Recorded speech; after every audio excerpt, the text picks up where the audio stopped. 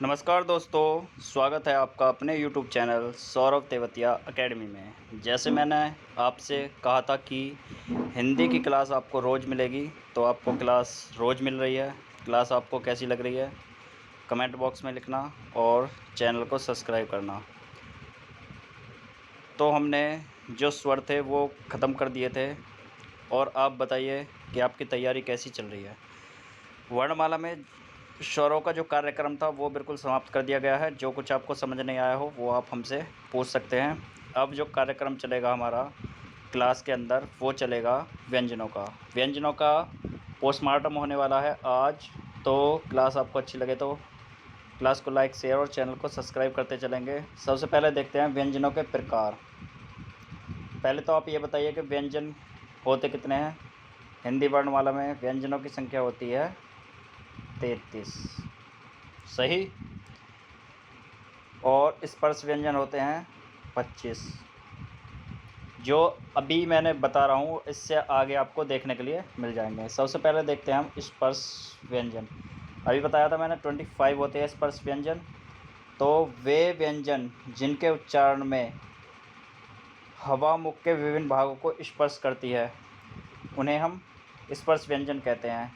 क वर्ग में आपके कौन कौन से आते हैं? क, ख, ग, अण। क वर्ग हो गया। च वर्ग है आपका, ट वर्ग है, त वर्ग है और आपका प वर्ग है। ये जितने भी वर्ग हैं 5 के 5 ये स्पर्श व्यंजन है। और प्रत्येक में कितने वर्ण हैं?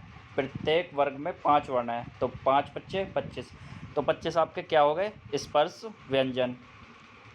और इनका लास्ट का जो 5वां अक्षर होता है प्रत्येक वर्ण का वो नासिक व्यंजन होता है। सही है, ये याद रखना। बाकी क्लास में आगे ये सब आ जाएगा, सुनते चलना और समझते चलना। अंतस्थ व्यंजन आते हैं फिर आपके। अंतस्थ व्यंजन आपके य, र, ल, व जो होते हैं फिर अंतस्थ व्यंजन होते हैं जिनका उच्चारण स्वर और व्यंजन के बीच में होता है। क्वेश्चन बनता है ऐसे कौन से वर्ण हैं जिनका उच्चारण स्वर और व्यंजन के मध्य होता है यानी कि बीच में होता है। तो कौन से हैं? य, र, ल, व। इनको बोलते क्या हैं? अंतस्थ व्यंजन। फिर आते हैं आपके नंबर 3 पर ऊष्म व्यंजन। ऊष्म व्यंजन वे होते हैं जिनका उच्चारण हवा मुख की रगड़ खाकर निकलती है, सही है, और गर्मी पैदा करती है। तो क्या होते हैं वे? वे होते हैं स, श, श और है। क्या होते हैं? ऊष्म व्यंजन होते हैं वो। इसके अतिरिक्त कुछ व्यंजन भी होते हैं जो दो संयुक्त व्यंजनों दो व्यंजनों के मिलने से बनते हैं, उन्हें संयुक्त व्यंजन कहते हैं। संयुक्त व्यंजनों की संख्या कितनी होती है? 4 होती है। छ क्षत्रिय, त त्रिशूल, ग ज्ञानी और श श्रमिक जो होते हैं ये आपके संयुक्त व्यंजन होते हैं। और ये किस किस से मिलकर बने होते हैं ये आपको अभी क्लास आगे बढ़ती रहेगी जैसे जैसे एक एक वर्ण का पोस्टमार्टम होता रहेगा। तो अब देखते हैं उच्चारण शक्ति के अनुसार अल्पप्राण और महाप्राण, प्रकार, अर्थ, उदाहरण। तो आइए देखते हैं। उच्चारण शक्ति के अनुसार अल्पप्राण और महाप्राण में वर्णों को बांटा गया है। व्यंजनों को प्रकार एवं अर्थ। अल्पप्राण जिनका उच्चारण बिना जोर के किया जाता है, सांस की तीव्रता कम होती है यानी कि बोलते टाइम मुख से बहुत कम हवा निकलती है, उन्हें हम अल्प प्राण कहते हैं यानी कि अल्प वायु निकलना ही अल्प प्राण कहलाता है। प्रत्येक वर्ग का पहला, तीसरा और पाँचवा वर्ण, प्रत्येक वर्ग का पहला, तीसरा और पाँचवा वर्ण जो होता है वो अल्प प्राण होता है। इसमें आपको पहला, तीसरा दिख रहा होगा लेकिन पाँचवा इसमें ऐड करना रह गया है। यानी कि जितनी भी अणें खाली हैं में है वो किस में आती हैं?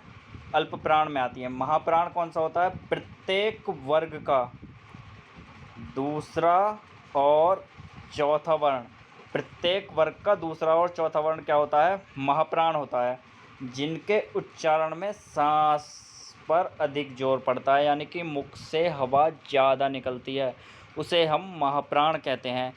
इसी के संदर्भ में क्लास को आगे बढ़ाते हुए अब हम चलते हैं सघोष और अघोष पर, उसका भी अब ट्रीटमेंट कर देते हैं।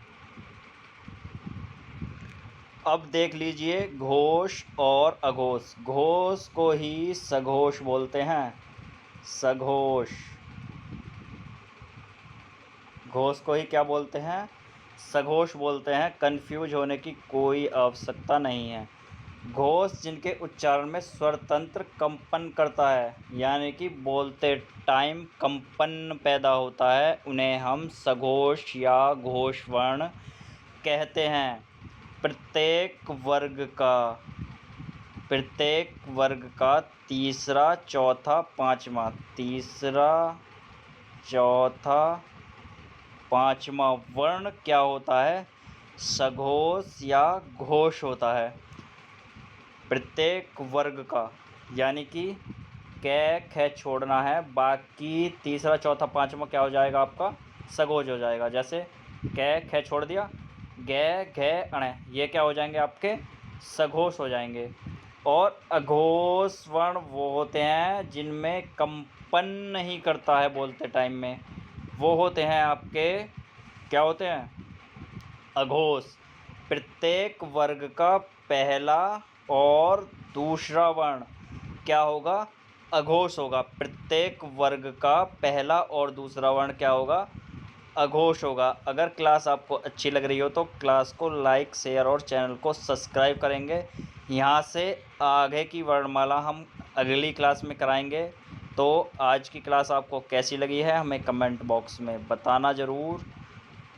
आगे का टॉपिक आपके बच रहे हैं, अंतस्थ व्यंजन के बारे में आपको बताया जाएगा, संयुक्त व्यंजन के बारे में आपको बताया जाएगा, विदेशी वर्ण हमारी हिंदी वर्णमाला में जो आए हुए हैं उनके बारे में आपको पूरा बताया जाएगा कि कौन से वर्ण विदेशी हैं, और अयोगवह वर्ण कौन कौन से होते हैं उनके बारे में आपको पूरा बताया जाएगा। यानी कि कल आपकी वर्णमाला की क्लास को शायद ख़त्म कर दिया जाएगा, उसके बाद आपके नेक्स्ट टॉपिक पर आपकी क्लास चलेगी।